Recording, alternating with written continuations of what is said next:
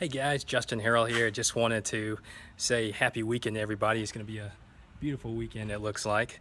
So just wanted to give you guys all an update on the Bronco. Right now we are in the process of rebuilding the transmission. We have the transmission obviously out. We've also got the tail housing off of it.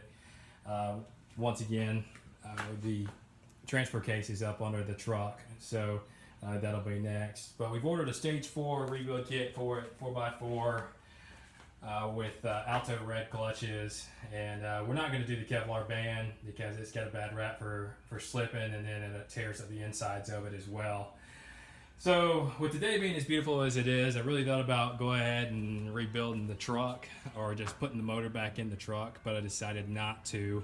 I've got 2 or 3 friends that are coming in from Georgia that are going to help me drop this motor in, and I've also got a local friend that wants to come in and help as well, and he's kind of been through the entire process. He actually helped me assemble, I'd probably say 80% of this motor.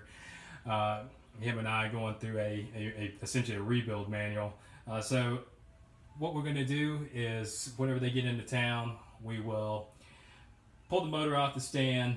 I've got all the brand new parts sitting in my office, change out the flywheel to the correct flywheel. For anybody that's doing a 347 to an AOD swap, 347 stroker, if you're looking for a 28 ounce, 164 tooth flywheel, the part number is a Pioneer FRA 205. And that's just for all of you out there that are ever thinking about doing a swap to an AOD from either a 351 Windsor or a 28 ounce balanced 347 stroker. And the reason I'm telling you guys this is it'll save you a ton of heartache, because we had it all together, wrong flywheel, really the machine shop's fault / the part supplier, and it was a huge, pardon my French, pain in the ass. So FRA 205, and you can put it back together. So that being said, I got my buddies Ryan Breedlove, Brian Allen, Josh Weichel. They're going to be in town. We're going to take this thing off, change out the flywheel, get the timing correct. Going to go through the process of making sure that the timing's correct by making sure, pulling the number 1 plug and making sure we're not 180 degrees out, save some more heartache. So really just trying to be proactive so that we can jump on this thing and fire it up whenever that day comes. With that being said, we also went ahead and dropped in the brand new aluminum radiator that I've had sitting in here for the better part of 8 months now. Some of you are probably thinking, man, that thing's probably going to get beat up pretty bad whenever you put that thing in or put the motor in, because it doesn't really have anything protecting it. But we've got tons of space here. We got 3-4 guys here, and I remember when we pulled it last time, we had plenty of room. The transmission's not in the truck, so we're not trying to get the motor around that, so that's going to be a lot easier.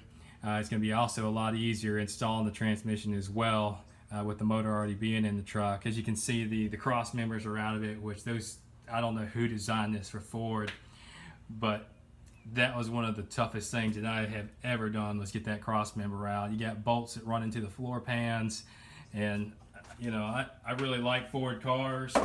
You know, I've had a few of them, but when it comes to working on them, they are just tough to work on. And when it comes to that, another thing that I always tell people to do, especially with Fords, is if you're ever pulling a motor out of a Ford, label all of your wires and your connectors. I don't know who the engineer is out there. You know, they do a great job engineering a pretty good truck, but whenever they break and you have to do a major repair like this, lots of times the connectors will be the exact same. And a good example of this is on the on some of the air intake sensors on this truck. If we can see them, as you can see right there, they are both the same.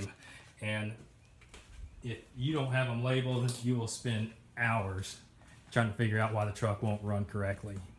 So that being said, guys, that's kind of an update on where we're at. I'll post another video, I believe it's next weekend, and we will go from there. Thanks.